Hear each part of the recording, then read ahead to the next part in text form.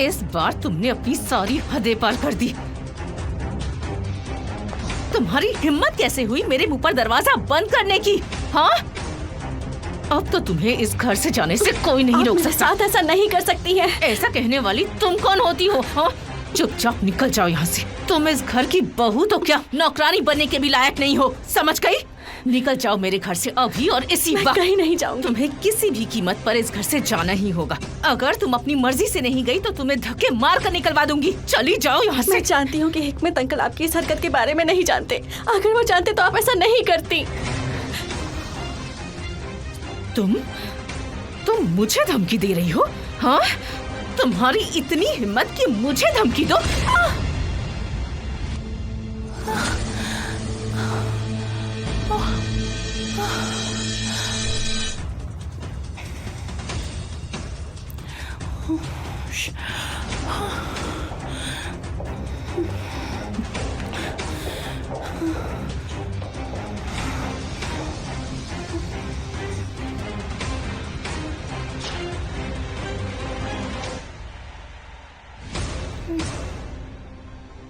निगर, एक गिलास पानी ले आओगी प्लीज?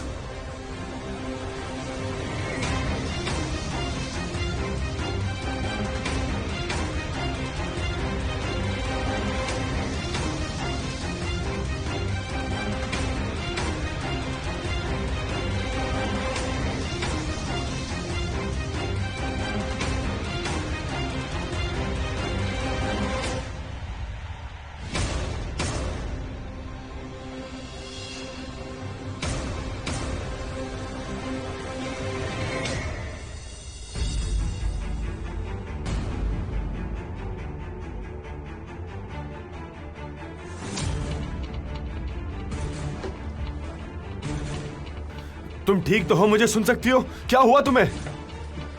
मॉम, निगर, क्या कोई है? जल्दी यहाँ आओ। अपनी आंखें खोलो, आंखें खोलो। ओह माय गॉड, इसे क्या हुआ बेटा? मुझे नहीं पता। जब मैं कमरे में आया तो मैंने इसे जमीन पर देखा। मुझे लगता है हमें एम्बुलेंस को बुलाना चाहिए। नहीं, हम एम्बुलेंस के आने का इंतजार नहीं करेंगे। हमें अभी जाना होगा। बिना कोई वक्त बर्बाद किए हमें इसे हॉस्पिटल ले जाना होगा। उम्मीद है मर ना गई हो। चुप करो। अगर इस सब के बारे में किसी को भी बताया ना तुमने तो जान से मार दूंगी। किसी को कुछ मत बताना, ठीक है? अपना काम करो।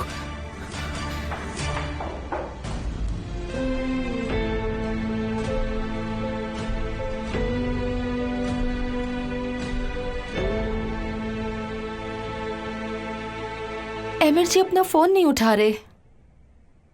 उन्होंने मुझे बताया था कि रेहान का सिटी स्कैन चल रहा है, तो शायद अभी पूरा नहीं हुआ होगा। निगार, ये एक्सीडेंट कैसे हुआ? तुमने कुछ देखा था? मेलिके, मैं कितनी बार कहूँ कि किसी ने कुछ नहीं देखा, तुम बार बार यही सवाल क्यों कर रही हो? मेरा दिमाग पहले से ही खराब है, अब तुम और खराब मत करो। डैड, मैं अपने रूम में जा रही हूँ। बेटा, वहाँ अकेली क्या करोगी? लिविंग रूम में आ जाओ, बैठकर थोड़ी बातें करेंगे। ओके डैड, मैं कपड़े बदल के आती हूँ। ठीक है बेटा।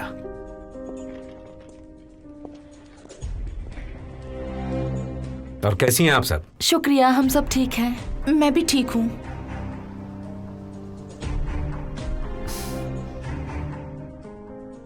क्या बात है? कुछ हुआ है क्या?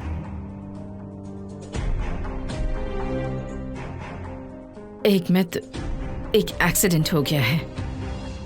एक्सीडेंट हुआ? सब ठीक तो है ना?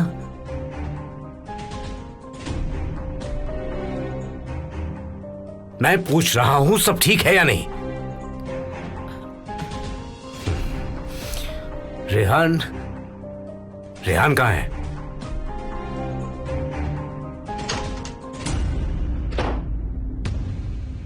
रेहान, ये तुम्हें क्या हुआ बेटा?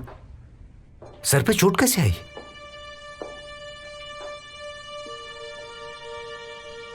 रेहान, मैं तुमसे पूछ रहा हूं क्या हुआ?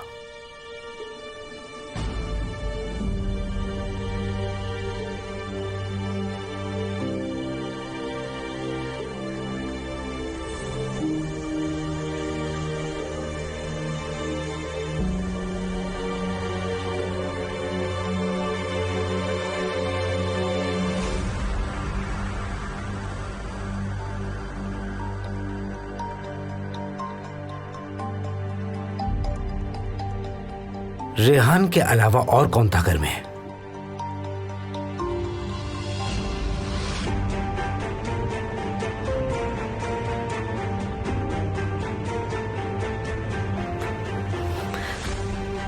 मैं गिर गई थी अंकल। पापा,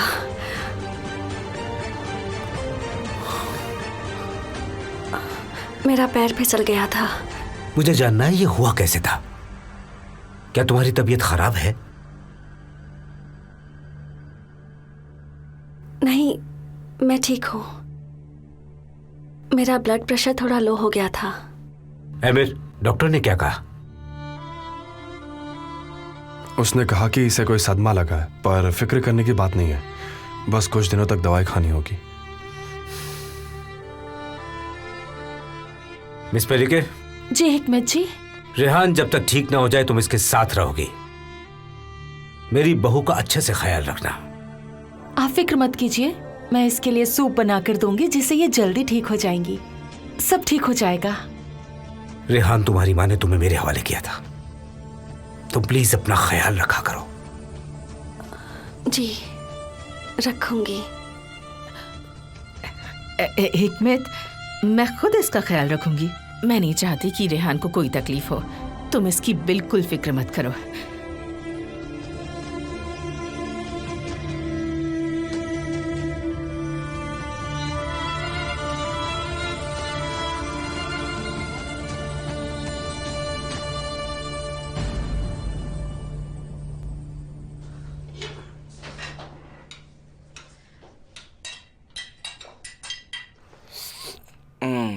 शुक्रिया मेरी रोज।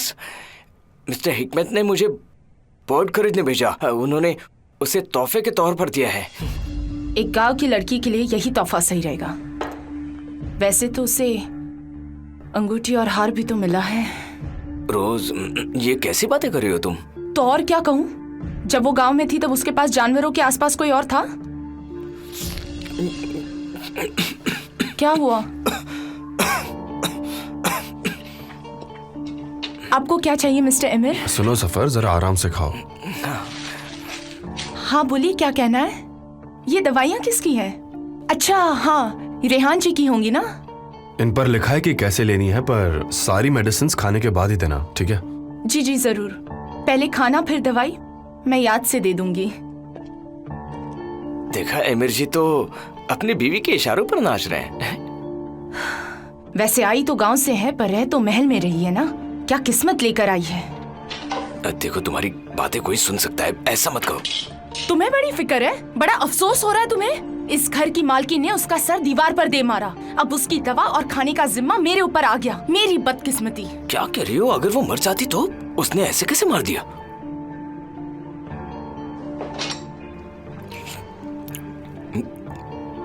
क्या कहा? अभी तुमने क्या कहा? ये चुप।